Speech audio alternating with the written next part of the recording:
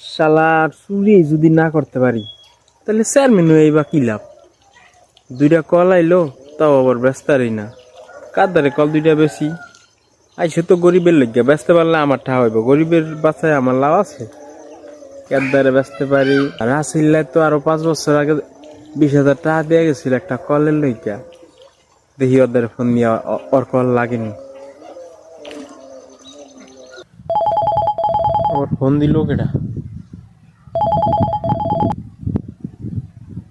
Hello, আসসালামু আলাইকুম। ওয়ালাইকুম সালাম।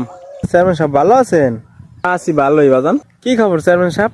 তোমার একটা কল লাগতো বলে, ওই যে কল, আমাদের একটা কল আছে বুঝো, 20,000 টাকা 40,000 টাকা দিলে তুমি কলটা নিতে পারো বুঝছো। ওই একবারে গাড়ি গুড়িয়া কমপ্লিট, 40,000 টাকা দিলে। আরো 5 বছর আগে একটা কলের আবেদন করছিলাম, আপনি আমার থেকে 20,000 টাকাও নিছেন কল দিবেন কইরা, কিন্তু কল তো আর দিলেন না।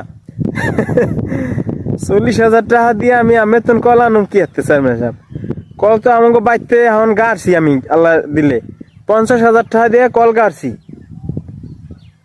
আপনারা যে 20,000 টাকা দিছিলাম, ওই 20,000 টাকাও লাগবো না, আর কলও এখন লাগবো না। আর কল আর ওই টাকা আমের জায়গা মতন ভরিয়া, এবার আপনি পানি উঠে হে পানি খান।